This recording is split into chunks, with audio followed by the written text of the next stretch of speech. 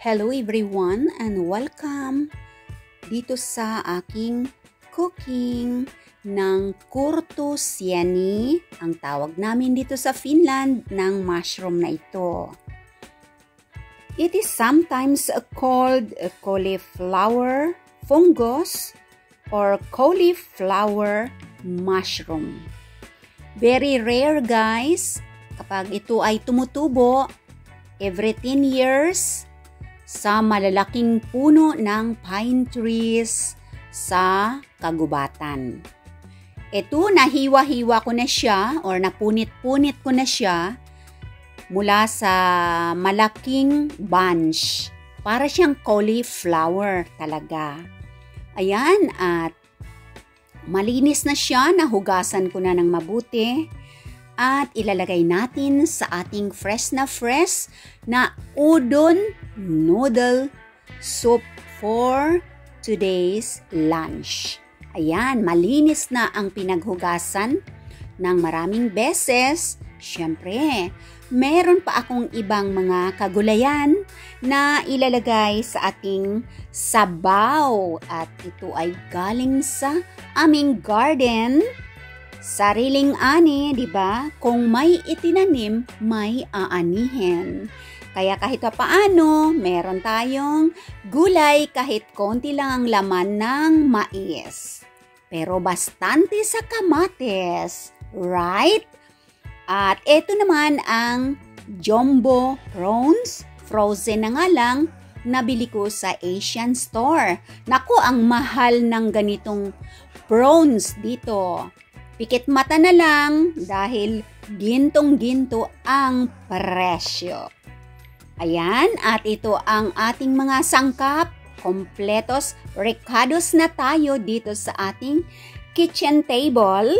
May bisbis, may fishball, may carrots, sibuyas, luya, sili, ayan, dahon ng sibuyas, kurto sieni, at prawns, ayan, and of course, ang ating persilya na fresh na pampabango lalo ng ating sabaw. At mayroon tayong fish cube na gagamitan natin ng isa lang para hindi siya maalat. Ayan, at mayroon tayong dahon ng bisbis, may siling pula. Ayan, so, let's start the cooking process. Ang aking water ay kumulo na yan sa ating water kettle para madali na siyang kumulo lalo. Diba? And of course, ang ating fish cube na marami na rin siyang mga herbs sa loob ng cube na yan. Lagay na natin ang ating luya, sibuyas, ang ating uunahin, syempre para mabangong-mabango ang ating sabaw. Bagay na bagay sa ganitong palamig na naming autumn dito sa Finland. Ayan, shout out mga palangga ko. Ang 4 na piraso or putol-putol na carrots, dahil hindi tayo magluluto ng sobrang dami na naman na pang isang batalyon, kasi itong udon noodle ay masarap kapag fresh, bagong luto, ay kainin kaagad. Kasi pag overnight na sa ref at may matira, wala nang kakain.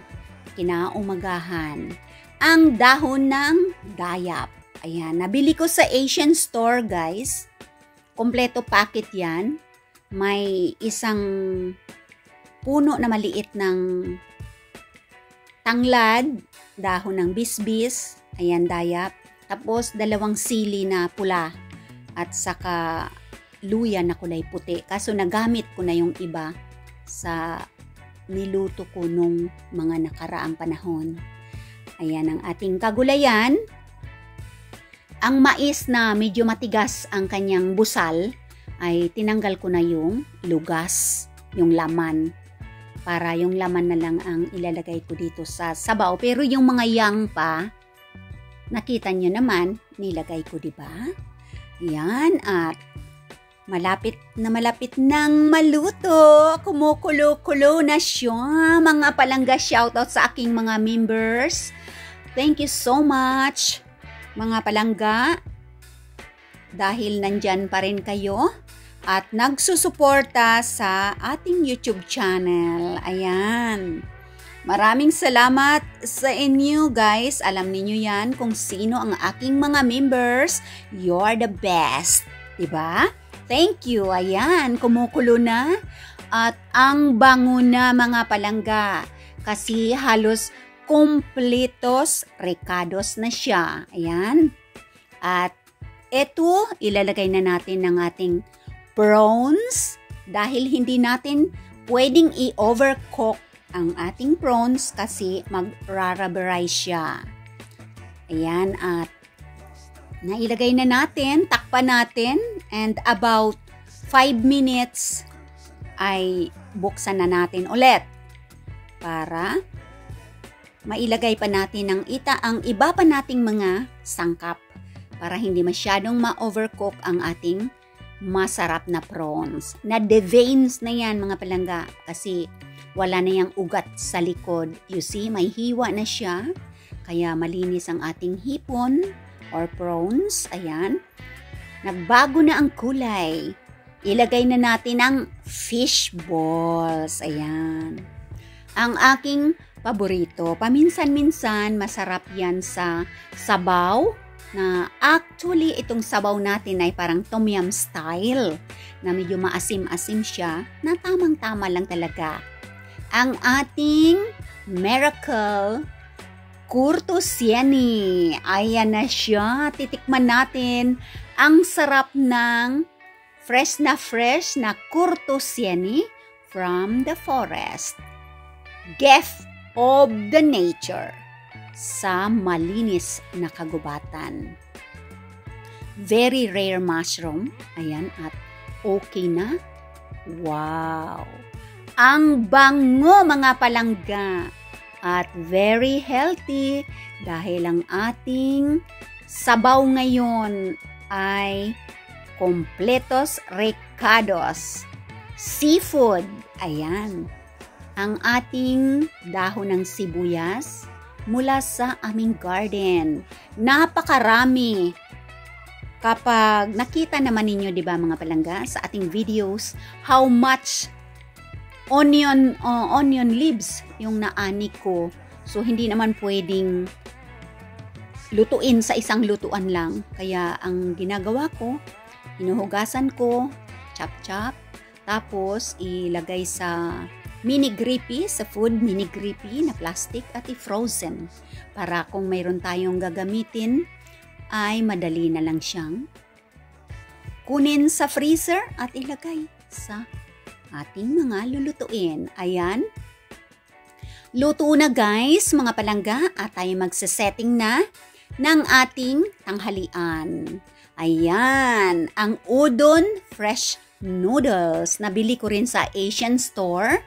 Ayan. At meron tayong fresh na pang salad. Ayan na. At napakabango, mga palangga. Yun, ang ating udon noodle ay hindi ko na isinama sa kaldero. Kasi luto na yan siya. Ilagay na lang sa mangkok, sa bowl, tapos ilalagay natin ang ating sabaw na punong-puno ng ingredients. Look at that! Gutom na kayo? So, may sili na yan. Although hindi ako mahilig sa sili, hindi ako masyado sa maanghang, pero para sa ating magandang decor, sa ating soup, ay ilagay natin dyan ang ating siling pula, labuyo. Ayan. Punong-puno ang mangkok natin, mga palangga. Look at that.